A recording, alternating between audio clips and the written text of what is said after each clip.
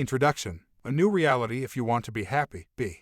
Leo Tolstoy. When was the last time you felt truly happy, fulfilled, clear-minded, well-rested, and deeply connected not only to yourself but also to the people and world around you? If it's been a while, this book is for you. You're far from alone in this feeling. Millions of people are suffering today and either don't realize it or don't know what to do about it. Some have given up and are going through the daily motions as best they can. It doesn't have to be this way. You can wake up from this state of monotony and start pursuing lasting joy and a deeply meaningful existence, even as you move through struggles, disappointments, and challenges. Those are inevitable. What is not inevitable is feeling chronically untethered, foggy-minded, anxious about an uncertain future, and frustrated, maybe even shattered, by life itself. The thing is, there are very real ways to avoid many of these feelings and, even more important, create ongoing happiness in your life. Some of the strategies shared in the pages ahead will be easier than others, but all will be doable and accessible. Let us confess from the get-go, we haven't attained a perfect realization of this goal. We're on this journey with you. Our belief is that we've found a powerful way to reframe and reclaim our potential for exceptional mental and physical health, and we can't wait for you to implement this in your own life. Here's the paradox that persecutes us today. Modernity provides us with infinite opportunities. We can eat whatever we want whenever we want. We can completely immerse ourselves in the vast, enticing world of digital media. We can buy goods and services and even find potential mates with the touch of a button or swipe of a finger. We can live around the clock in a virtual world where everything about us is public, from our thoughts and perspectives to our purchases, photos, browsing habits, likes and dislikes, and location.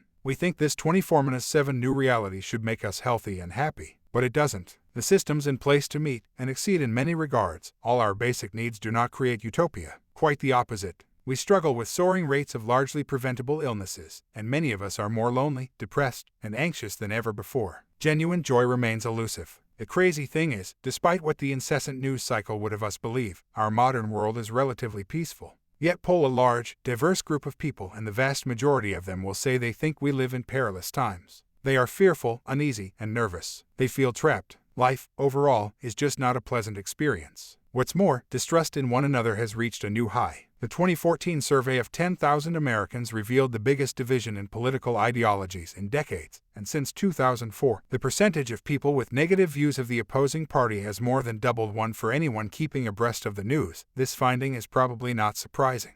We promise to bring you a new framework for living your life. Together we are going to find a way to cultivate and maintain a more fulfilling existence beyond robust health and psychological well-being.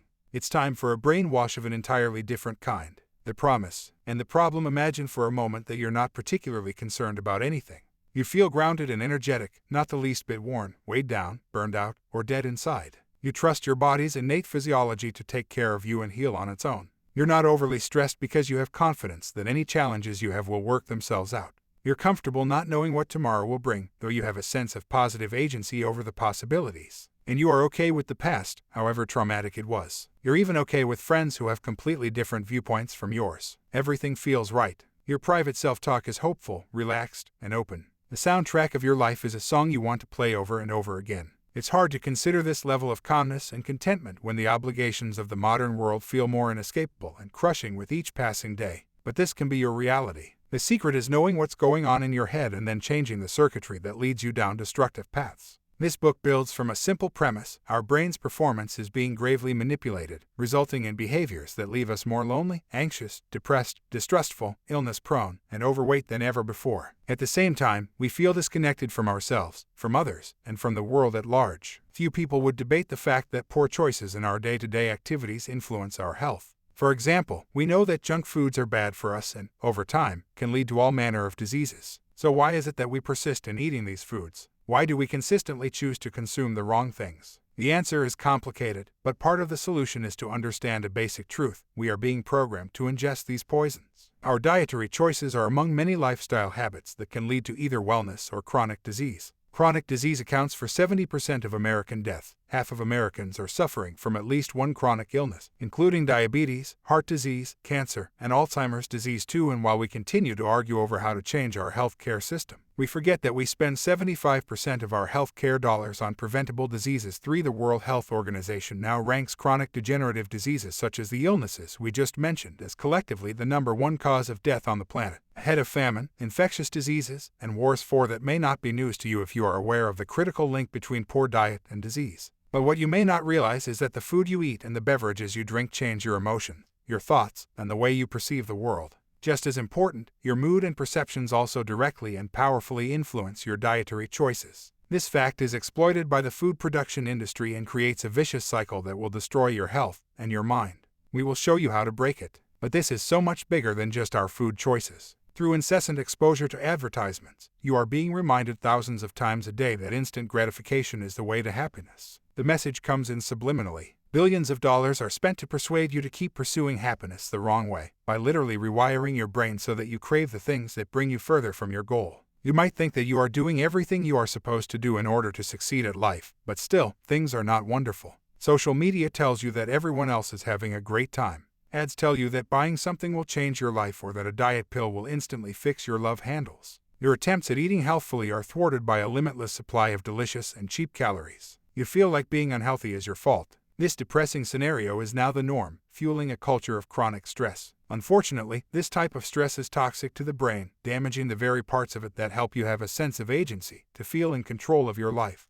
And in your attempts to cope, you again turn to instant gratification, making it harder to break the neural circuits that trigger and reinforce this behavior. The escape hatch moves further away. In the chapters ahead, you'll discover exactly how this happens and what you can do about it.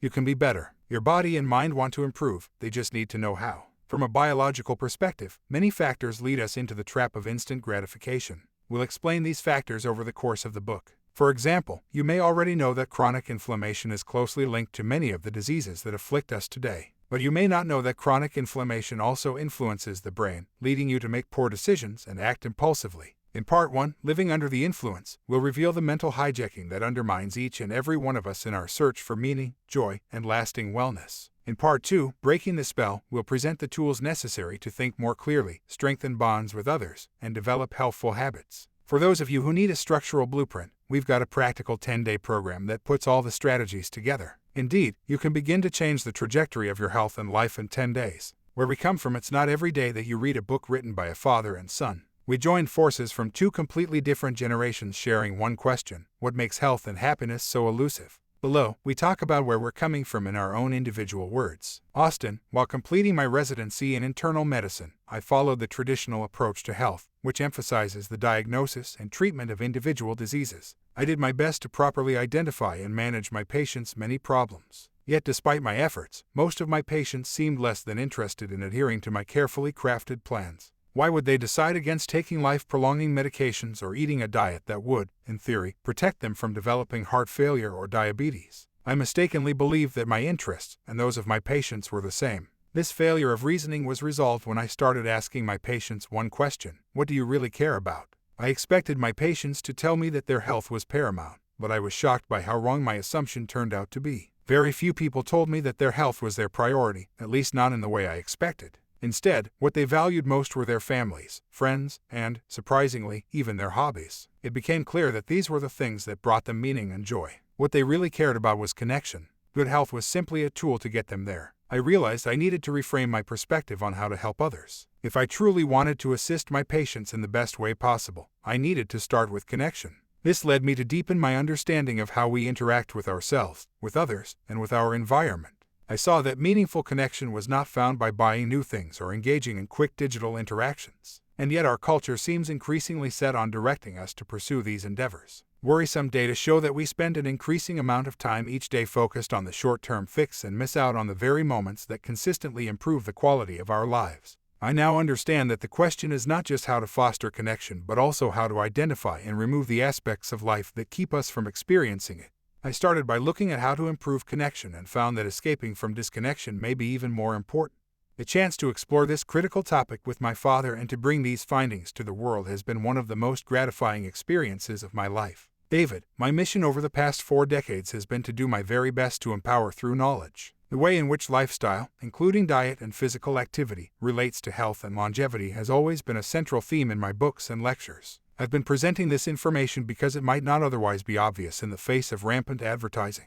It has become clear to me that disconnection is at the core of what's keeping us from truly embracing health, longevity, happiness, and contentment. These goals are attainable. This book has been a labor of love. What an honor it is to have been given the opportunity to connect with my son on this project and learn from his perspective as an individual as well as a representative of his generation. This gives me great hope in looking to the future. Unwire and rewire your brain for the better. When we began to research this book, we could not have predicted what we would find. Within the first month, both of us felt at once alarmed and transformed as we embraced the importance of our task.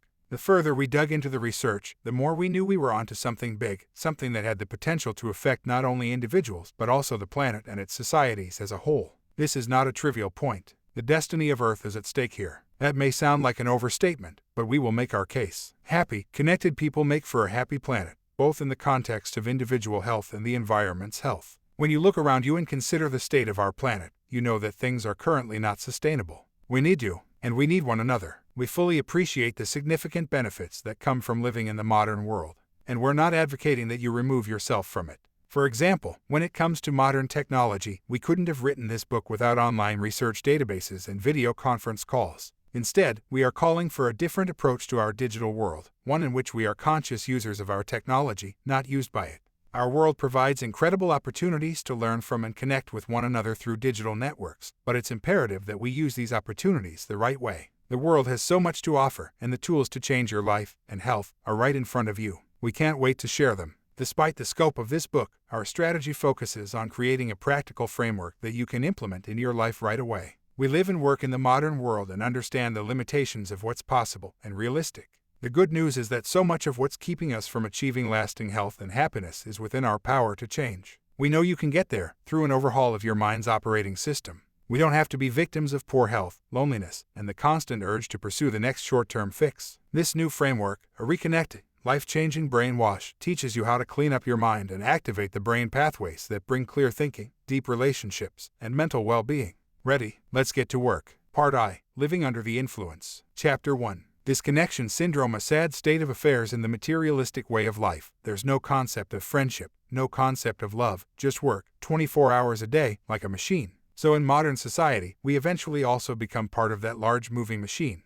His Holiness the 14th Dalai Lama, the Book of Joy. When you woke up this morning, what was the first thing you did? What sequence of events describes your typical morning? Our bet is that your routine has shifted dramatically from what it was just 10 or 15 years ago. How many minutes go by before you check your cell phone or scroll through media, social or otherwise? How many swipes and clicks do you perform? What do you normally eat for breakfast? Cold cereal, a bagel, muffin, pastry, or a donut on the go? What kinds of personal interactions do you have with your loved ones before you leave the house? As you drive to work on the same route you've always taken, are you tuned into yourself and calmly focused on the day ahead? Or are you feeling anxious, scattered, and overwhelmed? Are you texting, checking your email, and talking on your cell phone while you should be concentrating on the traffic signals? When you arrive at work, do you find it hard to focus and concentrate for long stretches of time without the pull of digital distractions? Do you eat lunch at your desk? Do you multitask throughout the day with your phone always nearby? Do you connect with people mostly through emails, texts, and phone calls rather than in person? After work, do you make time for a refreshing outdoor walk or workout? Or do you get home, pour yourself a drink, and eat dinner, perhaps a meal consisting of processed or packaged food? Do you find yourself going to bed exhausted and spent from the day yet unable to sleep? Do you wake up intermittently throughout the night? And when you rise in the morning, do you wake up feeling down and out, only to go through the same monotonous routine again? Our society has experienced a fundamental shift since the beginning of the 21st century, largely because of an explosion in the availability of personal technology that keeps us locked on the grid. It's estimated that 70% of humans on the planet now own a smartphone. One data show that the average internet user spends more than 2 hours a day on social networking. One survey found that 42% of the time Americans are awake, their eyes are fixated on a television, smartphone, computer, tablet, or other device. 3. Supposing the average American sleeps 8 hours a night, that means people spend about 6 hours and 43 minutes a day staring at a screen. Over the course of a typical lifespan, that's 7,956 days, or nearly 22 years. This tectonic shift has led to a culture of disconnection all around us. We walk around with our heads down, fixated on our devices, avoiding ideas that differ from our own, while confronting constant messages telling us what to do. If we're really paying attention, we can feel it within us. A void, a sense of longing. Participating in our modern consumerist existence is physically changing our brains. How, exactly? It is cutting off access to the highly evolved part of the brain that lets us see the big picture and make well-thought-out decisions. Simultaneously, it is strengthening the pathways that make us impulsive, anxious, fearful, and constantly craving a quick fix. This rewiring leads us to spend our time and money on things that do not bring us long-term happiness. It leaves us constantly unsatisfied, And that's exactly where corporate interests want us to be, because it leads to higher profits. The frightening truth is this: our brains are increasingly running on a program controlled by others, namely, commercial interests hoping to capture the primitive brain's desire for instant gratification. Your attention and your decisions are sold to the highest bidder, to companies with the best understanding of how to manipulate your psychology and biology for their own profit. These companies understand how to tap into powerful neurological pathways, creating a nearly irresistible addiction to short-term pleasures and a commercialized illusion of sustainable joy. We call this state of separation from sustainable happiness disconnection syndrome, and it's time to take a stand against it.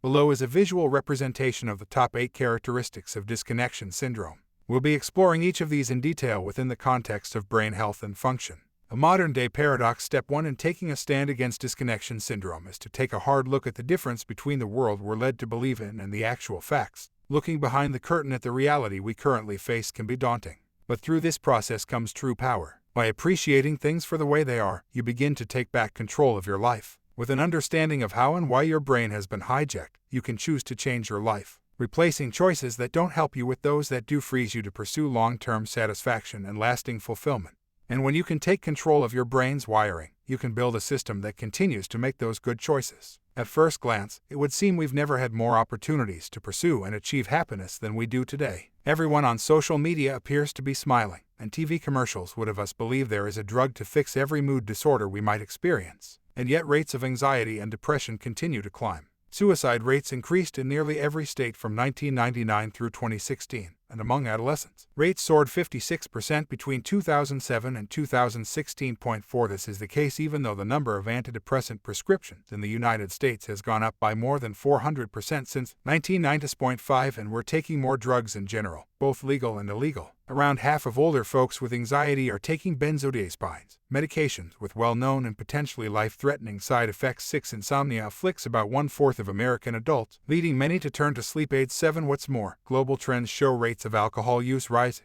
especially in the increasingly westernized economies of India and China. 8. Binge drinking among adolescents and young adults is also on the rise worldwide. 9. To be sure, these sobering statistics are not reflective of a satisfied culture. One might expect that our obsessive use of social media would make us feel more connected to others, but nearly half of Americans report sometimes or always feeling lonely. People reporting this feeling at the highest rate are adults between the ages of 18 and 22. 10. In addition, only around half of Americans report having meaningful in-person social interactions. 11. Aristotle was right when he wrote, "Man is by nature a social animal," but we need to get back to the way in which Aristotle socialized. We bet he didn't suffer from disconnection syndrome. To understand the reasons for these modern problems and the way to solve them, we must turn to the most powerful tool we have. The brain has been shaped by the mightiest force on Earth, evolution. It has adapted to changing pressures over the course of several million years so that it can thrive under a variety of conditions. The more we know about its resiliency and plasticity, the more incredible it seems. But we need to understand that the brain, for all its brilliance, still runs programs written long ago that can be commandeered or hacked by modern technologies, much the way a computer virus can infect software and change its functionality. Our primal desire for sweet foods and our need for social acceptance, for example, made a lot of sense in millennia gone by, when we had to worry about the scarcity of food resources during winter or the possibility of exile from the tribe.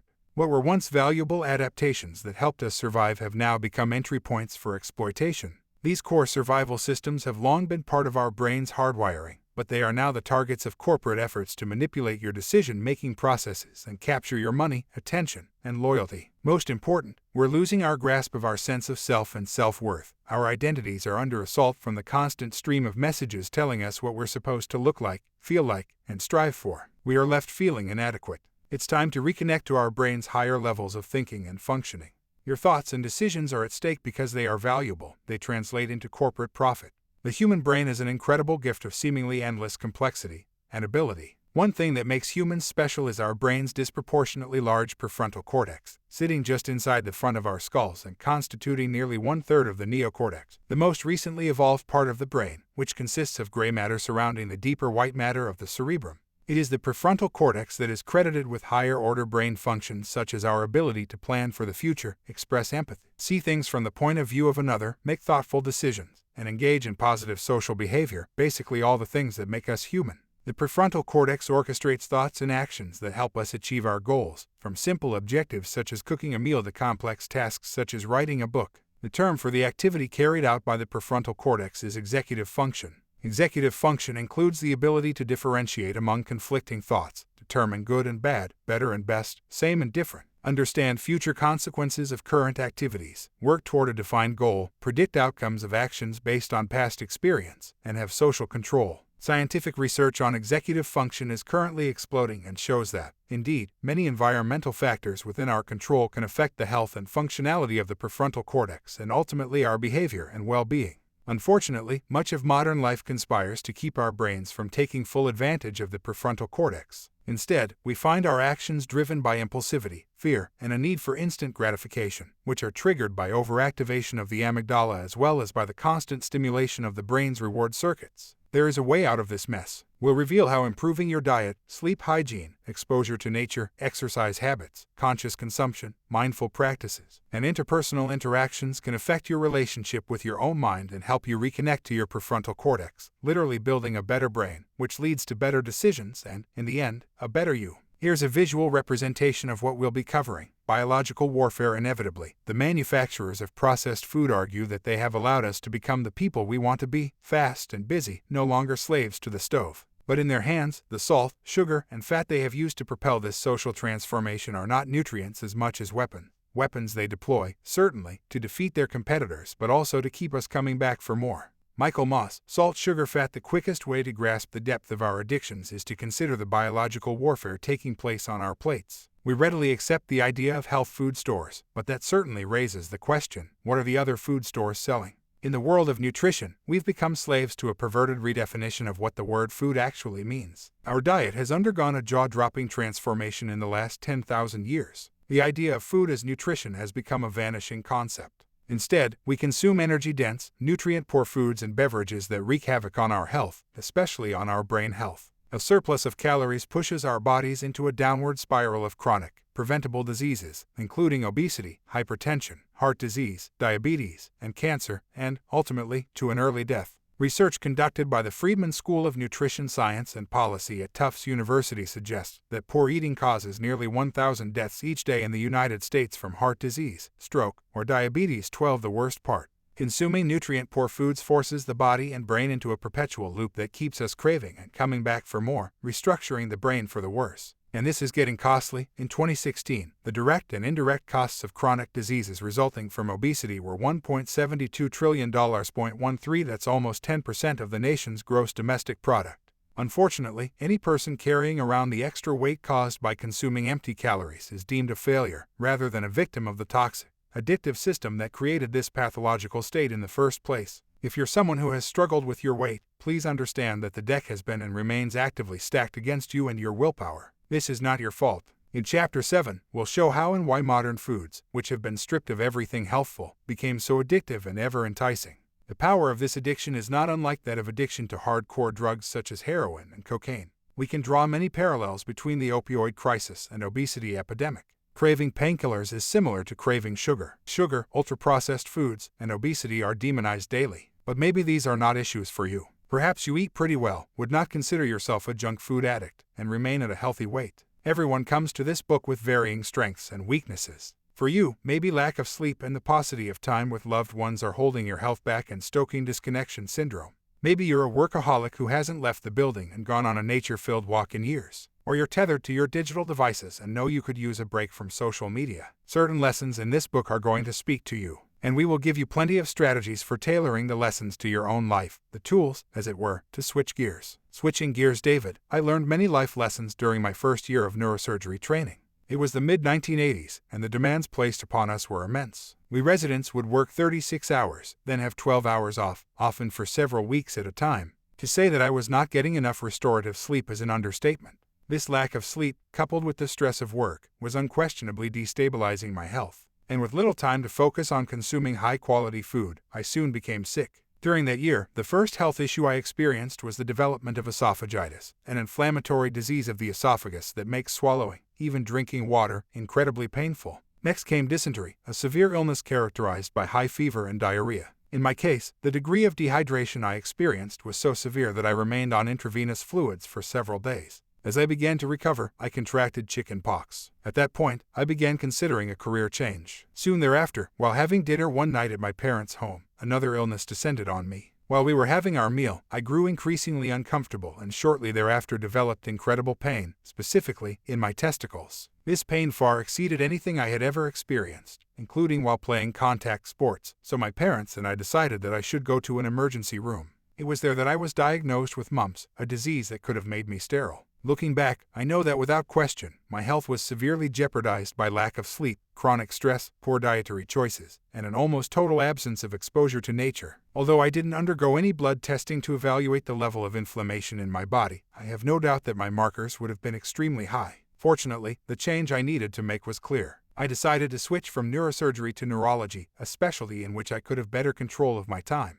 I truly believe that simple decision saved me. And while so many maladaptive lifestyle events have conspired to bring me down, I've learned over the years that not every lifestyle factor has to be compromised in order for a person to manifest illness. A bad diet, not enough restorative sleep, or unrelenting stress, individually, can be devastating. Even on days when we're dealing with serious challenges or setbacks, or when we experience a disappointment or loss, we can still live with an undercurrent of optimism and contentment. Happiness and frustration are not mutually exclusive. But we cannot feel authentically joyful while being impetuous, lonely, narcissistic, indifferent, and dispassionate. Those descriptors cannot coexist. They keep us disconnected, and they keep us sick. The health issues of the modern world are more than the list of individual conditions in a textbook. True health is a vibrant state of mental and physical well-being that transcends any specific diagnosis. This place of wellness is found through deep connection to ourselves, to others, and to the living space that we share with all humans. In order to get there, we need to take a close look at the central player, the brain.